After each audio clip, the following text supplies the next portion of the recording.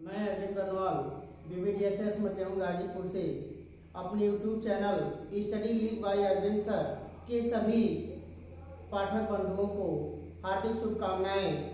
मैं आज के टॉपिक में समांतर श्रेणी से संबंधित समांतर माध्य के बारे में जानकारी आपको दे रहा हूँ।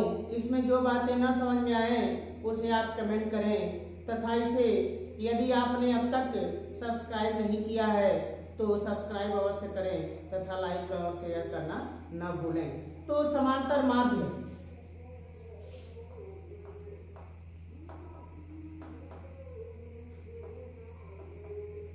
समांतर माध्य मान लेते हैं कि माना दो संख्याएं a व b हैं और a व b का समांतर माध्य कैपिटल A है। माना a व b का समांतर माध्य कैपिटल A। तो जब कोई पद किन्हीं दो संख्याओं के बीच अगर समांतर माध्य के रूप में होता है तो उसे बीच में रखने के बाद जो हमारी श्रेणी प्राप्त होती है वह समांतर श्रेणी होती है। तो अतः ए बी समांतर श्रेणी होगी, समांतर श्रेणी होगी। तो जब ए बी समांतर श्रेणी है, जैसा कि हम जानते हैं समांतर श्रेणी के सिद्धांत से कि यदि तीन पद समांतर श्रेणी में हो तो T2 minus T1 is equal to T3 minus T2, अर्थात दूसरा पद माइनस प्रथम पद इज इक्वल टू तीसरा पद माइनस द्वितीय पद। तो T2 minus T1 is equal to T3 minus T2 से तो T2 का मान A, T1 का मान स्मॉल a और T3 का मान B। तो A minus A is equal to B minus A। इस माइनस A को हम इधर कर देंगे तो 2A is equal to A plus B, अर्थात A is equal to A plus B upon 2। अतः हम कह सकते हैं कि किन्हीं दो संख्याओं का यदि समांतर माध्य ज्ञात करना हो तो उन दोनों संख्याओं का औसत ज्ञात कर लेते हैं, यानी समांतर माध्य बराबर A प्लस B अपॉन 2 इस फार्मूले की सहायता से। अब उसके बाद यदि किसी ऐसी श्रेणी के बारे में चर्चा की जाए जिसके बीच एक से अधिक पद समांतर मध्य पद के रूप में हो, तो मान लेते हैं यदि n समांतर मध्य पद होते हैं तो मान लेंगे कि माना a व b के बीच n समांतर मध्य पद क्रमशः a1, a2, a3, a4 dash dash an होंगे। तो बीच में a1 से लेकर an तक सभी ये समांतर मध्य पद हैं। प्रारंभिक पद हमारा a हो जाएगा और अंतिम पद हमारा b हो जाएगा। तो उस स्थिति में प्रत्येक समांतर श्रेणी के लिए पदों की कुल संख्या सदैव n+2 के बराबर होती है। तो माना a व b के बीच n समांतर मध्य पद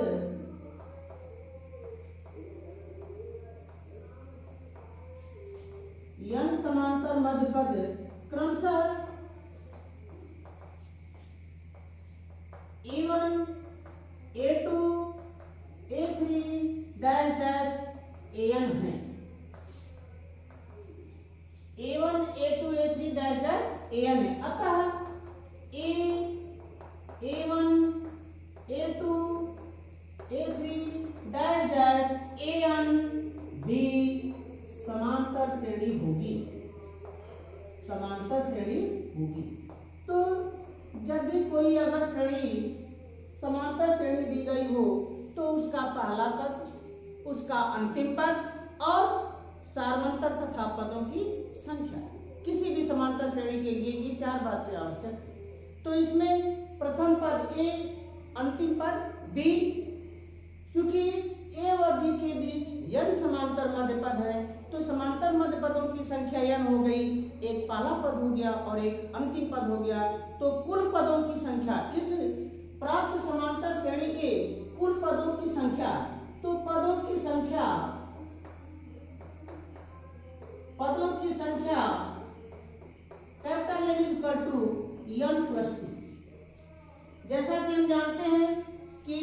पद अर्थात लास्ट टर्म अंतिम पद equal to n equal to a plus n minus 1 into D से, जहां डी उस समांतर श्रेणी का सर्वांतर है। तो चूंकि n equal to a plus n minus 1 into D, तो n की जगह मान हो जाएगा हमारा b, तो d equal to a plus n की जगह मान हमारा है n plus 2 minus 1 into D. अब b को a को पक्षांतर कर देंगे तो b minus a equal to n plus 1 into D, तो d equal to b minus a upon n plus 1। यह सार्वंतर d का मान प्राप्त होगा जब कि a व b के बीच n समांतर मध्य पद होंगे। अब यह हमको d का मान प्राप्त हो गया। अब यदि a1 का मान ज्ञात करना हो, यानी पहला समांतर मध्य पद ज्ञात करना हो, तो जब पहला समांतर मध्य पद ज्ञात करना होगा तो a में अगर हम d जोड़ देंगे तो a1 प्राप्त हो जाएगा, फिर इसमें d जोड़ देंगे a2 प्राप्त हो जाएगा, फिर d जोड़ देंगे a3 प्राप्त हो जाएगा। इस प्रकार हम प्रत्येक पद में d जोड़ करके अगला पद प्राप्त करते हैं। तो a1 equal to a plus d, a2 equal to a plus 2d, a3 equal to a plus 3d। इस तरह से जिस भी समांतर मध्य पद के बारे में पूछा जाए तो इस प्रकार उसका मान हम ज्ञात करते हैं d का मान रख करके। अब हमारा प्रश्न, पहला प्रश्न ये है कि 3 तथा 24 के बीच 6 समांतर मध्य पद ज्ञात कीजिए। तो किसी भी परिस्थिति में दो पदों के बीच जितने समांतर मध्य पद पूछे जाएं, हमेशा हम मान लेंगे कि माना इतना व इतना जो दिया गया मान होगा, इनके बीच इतने समांतर मध्य जितने पूछे जाएं क्रमशः a1, a2, a3 dash dash हैं। तो मान लेंगे कि माना 3 तथा 24 के बीच 3 तथा 24 के बीच 6 समांतर मध्य पद क्रमशः a1, a2, a3, a4, a5, a6 हैं। तो हम कह सकते हैं कि अतः 3 a1, a2, a3, a4, a5, a6 24 समांतर श्रेणी होगी।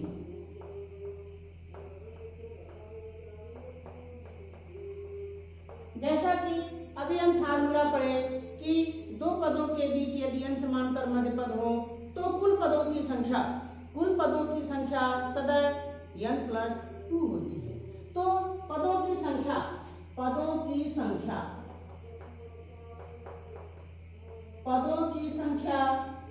Capital N equal to n plus 2 अर्थात 6 प्लस 2 इक्वल टू 8, यानी n का मान हमको मिल गया 8। अब चूंकि हम जानते हैं कि n equal to a plus n minus 1 into D से, तो अंतिम पद हमारा 24 है।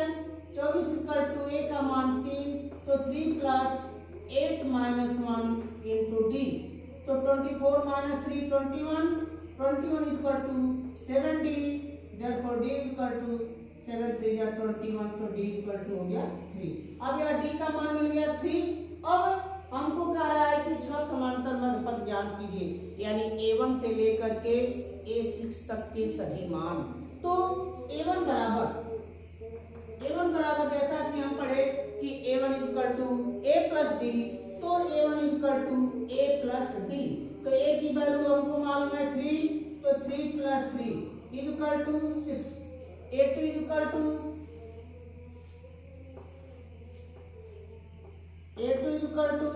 a प्लस 2d, तो a प्लस a की वैल्यू 3 और 3 2 जा 6, तो a2 की वैल्यू हो गई 9।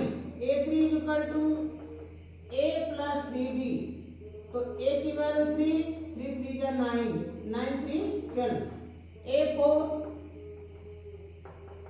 a प्लस 4d, तो 3 प्लस 4 3 जा 12 15, A5 equal to A plus 5D, तो 3 प्लस 5 3 जा 15, 15 3 18, A6 equal to A plus 6D, तो 3 प्लस 6 3 जा 18 इक्वल टू 21। तो इस तरह से हम मान A1 से लेकर के A6 का प्राप्त करते हैं कि A1 की वैल्यू 6, A2 की वैल्यू 9, 12, 15, 18, 21 इस प्रकार। अब अगला सवाल कि यदि 28 और 10 के बीच 11 समांतर मध्य पद रखे जाएं तो इस श्रेणी के मध्य 3 पद बताओ। तो 11 समांतर मध्य पद, तो मान लेंगे कि माना 28 और 10 के बीच 11 समांतर मध्य पद A1, A2, A3 dash dash A11 है। तो माना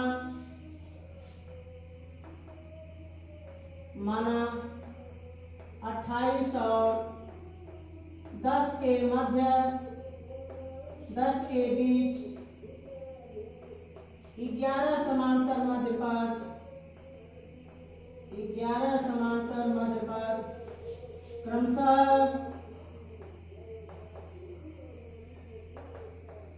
A1, A2, A3 dash dash A11 है। अतः 28 A1, A2,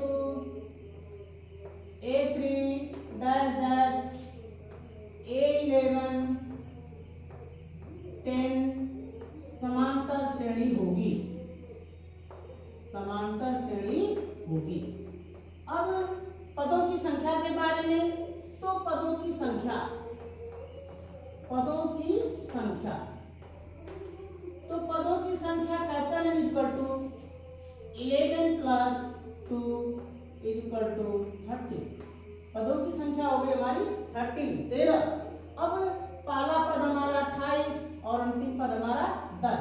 तो चूंकि हम जानते हैं कि L equal to A plus N minus 1 into D से, तो L की वैल्यू अंतिम पद हमारा है 10, A की वैल्यू है 28 धन 13 ऋण 1 गुणे D।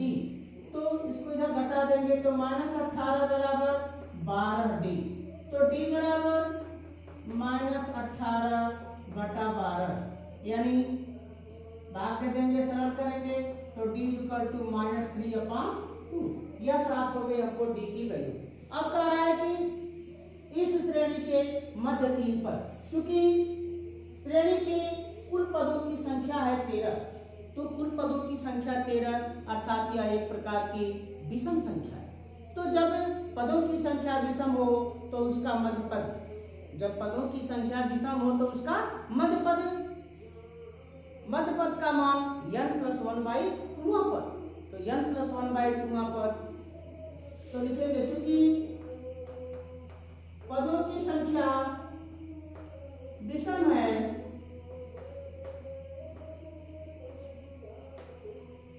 अतः मध्य पद बराबर n प्लस 1/2 पद। तो n प्लस 1/2 पद, तो n का मान 13, तो 13 धन 1 बटा 2 यानी बराबर हो जाएगा 7वां। तो मध्य पद हमारा 7वां पद हो गया। अब चूंकि कहा जा रहा है कि 3 मध्य पद बताइए, मध्य 3 पद, यानी इस मध्य पद के एक बाईं तरफ और दूसरा दाईं तरफ लेंगे तो ये हमारे 3 पद मध्य पद कहे जाएंगे। तो हम लिखेंगे अतः 6वां, 7वां तथा 8वां पद 3 मध्य पद होंगे, मध्य पद होंगे। अब 6वां पद यानी T6, 7वां पद T7, 8वां पद T8, तो T6 6 इक्वल टू हम जानते हैं a प्लस 5d। तो a की वैल्यू मालूम हमको 28 धन 5 गुणे -3/2, तो 28 प्लस का माइनस में गुणा कर देंगे माइनस 15/2।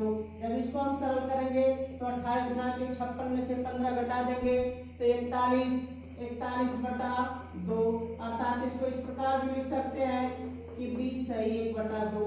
यह हो गया हमारा छठवां। अब उसके बाद 57,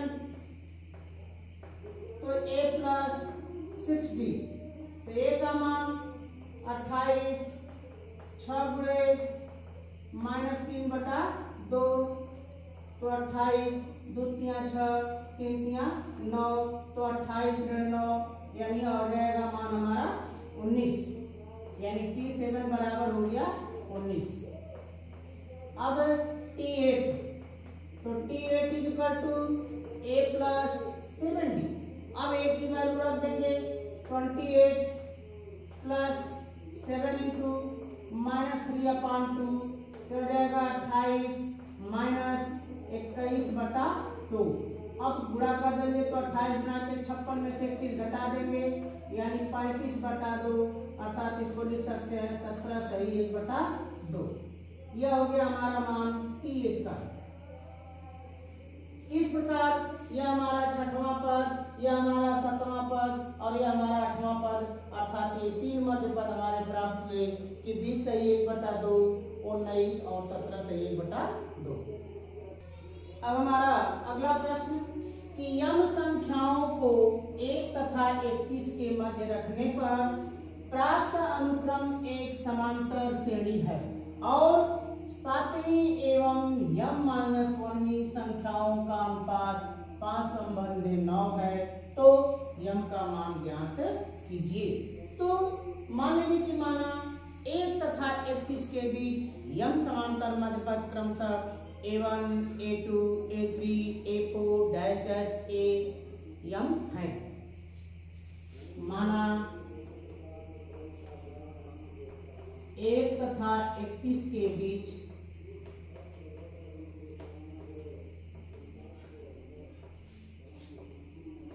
यम समांतर मध्य पद क्रमशः A1 A2 dash dash AM है। अतः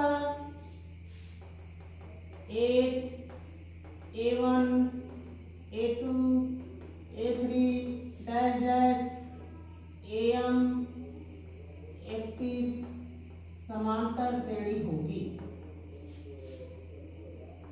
समांतर श्रेणी होगी। अब पदों की संख्या ज्ञात करेंगे, तो पदों की संख्या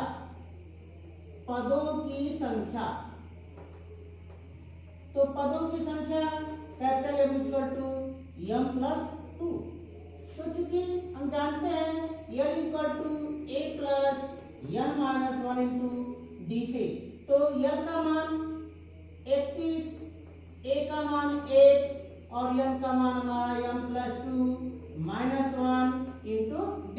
अब 31 को लाके घटा देंगे तो मान हो जाएगा 30 और यह हो गया हमारा M प्लस 1 इंटू D। तो D बराबर तो 30/M प्लस 1, यह हमारा D का मान प्राप्त हो गया। अब प्रश्न में कहा जा रहा है कि सातवीं समांतर मध्य संख्या और M -1वीं। तो सातवीं यानी जैसा कि हम जानते हैं, आपको अभी बताया जा चुका है कि A1 बराबर A प्लस D, A2 बराबर A प्लस 2D, A3 बराबर A प्लस 3D, A4 बराबर A प्लस 4D। इस प्रकार A7 equal to A plus 7D और AM -1 equal to A plus M -1 into D। तो जिस मान के बारे में पूछा जा रहा है वो मान हम लेकर चलेंगे। तो यह मान हो गया हमारा A7 equal to A plus 7D। तो A की वैल्यू मालूम है 1, तो 1 प्लस 7D और AM -1 हो जाएगा A plus M -1 into D। अब ए की वैल्यू 1 तो 1 plus m minus 1 into D. प्रश्न के अनुसार, प्रश्नानुसार A7 रेशियो am माइनस 1 का कारक 5/9, तो A7 upon am minus 1 is equal to 5/9। अब इसकी वैल्यू रख देंगे तो 1 plus 7d upon 1 plus m minus 1 into D is equal to 5/9। By cross multiplication गुणा कर देंगे हम, तो 9 plus 63d is equal to 5 plus 5 into m minus 1 into D. अब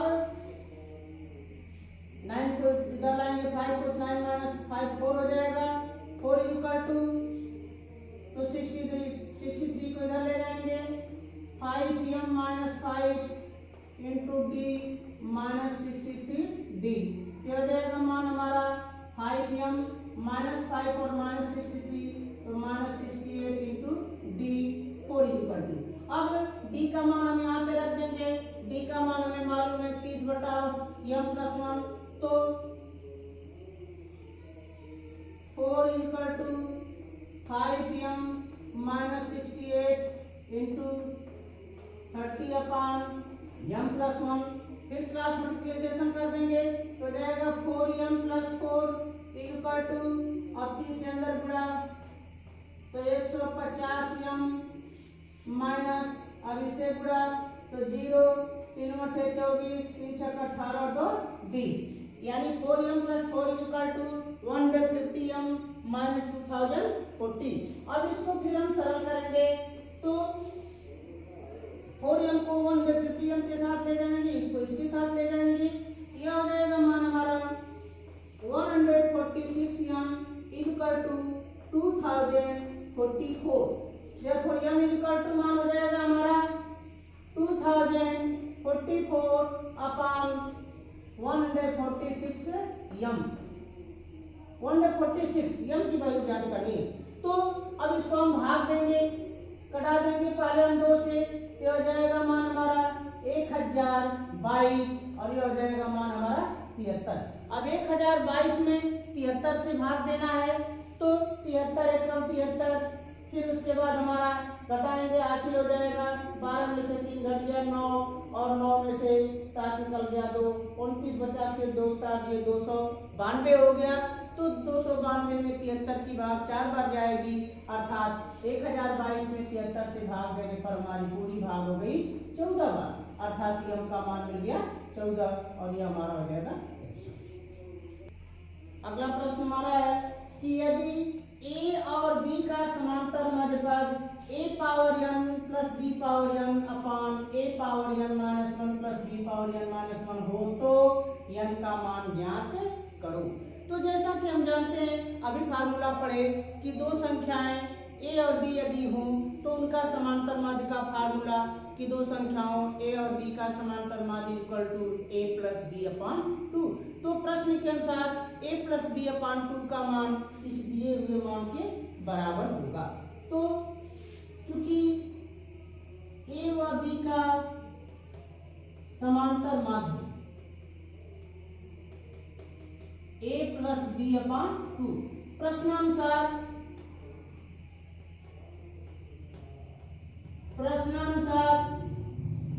a plus b upon 2 equal to a power n plus b power n upon a power n minus 1 plus b power n minus 1।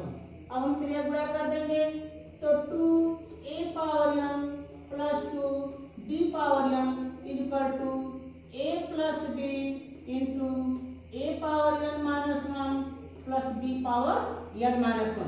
अब a का गुणा करेंगे फिर b का गुणा करेंगे, तो a का जब गुणा करेंगे तो a power n plus a b power n minus 1 plus b से गुणा करेंगे तो a power n minus 1 into b plus b power n। इधर है मान हमारा 2a power n plus 2b power n। अब इस a पावर n को इसमें हम घटा देंगे, b पावर n को ले चल के घटा देंगे तो मान हमारा बच जाएगा a power n plus b power n is equal to a b power n minus 1 plus a power n minus 1 into b। अब a वाली राशियों को एक तरफ, b वाली राशियों को एक तरफ, तो यहाँ a पावर n है, यहाँ a power n minus 1 into b है, तो इसको a पावर n के साथ में रखेंगे तो a power n minus a power n minus 1 into d equal to a b power n minus 1 minus b power n। अब देखेंगे तो इन दोनों में a power n minus 1 common मिल सकता है, इन दोनों में मान हमारा b power n minus 1 common मिल सकता है, तो हम कॉमन कर लेंगे a पावर n माइनस 1 जब कॉमन करेंगे तो यहाँ पे अभी a की एक घात बच जाएगी अर्थात a और यहाँ हो जाएगा माइनस b। अब इन दोनों में उसी प्रकार b power n minus 1 common हो जाएगा तो मान हो जाएगा हमारा a माइनस b। अब a माइनस b से a माइनस b हमारा कट जाएगा तो मान हो जाएगा a power n minus 1 is equal to b power n minus 1। यह हो गया मान हमारा a power n minus 1 is equal to b power n minus 1। अब दोनों पक्षों में हम या तो b पावर n माइनस 1 से भाग दे देंगे या तो a पावर n माइनस 1 से भाग देंगे, तो यह मान हो जाएगा हमारा a power n minus 1 upon b power n minus 1 is equal to 1। तो अब देखिए दोनों पर जो a पर b पावर n माइनस 1 है, b पर b पावर n माइनस 1 है, अर्थात इस पूरे पद को हम इस प्रकार भी लिख सकते हैं कि a upon b whole power n minus 1। तो a upon b whole power n minus 1। अब चूंकि यहाँ पर 1 है और ये घातांक के रूप में हो गया a अपान b पावर इतना है, तो 1 जैसा कि हम जानते हैं कि किसी भी संख्या की घात यदि शून्य हो तो उसका मान सदैव 1 होता है। तो यहाँ घातों की तुलना करने के लिए 1 को घातांक के रूप में बदलने के लिए, क्योंकि यहाँ पर आधार a अपान b है तो यहाँ भी आधार हम a अपान b लेंगे, तो a अपान b 1 को हम लिख सकते हैं कि a अपान b पावर 0। तो यह हो जाएगा मान हमारा a अपान b पावर 0। अब दोनों के आधार समान हैं, मान इनके बराबर है, तो घातों की तुलना करने पर घातें भी आपस में बराबर होंगी। तो घातों की तुलना करने पर, घातों की तुलना करने पर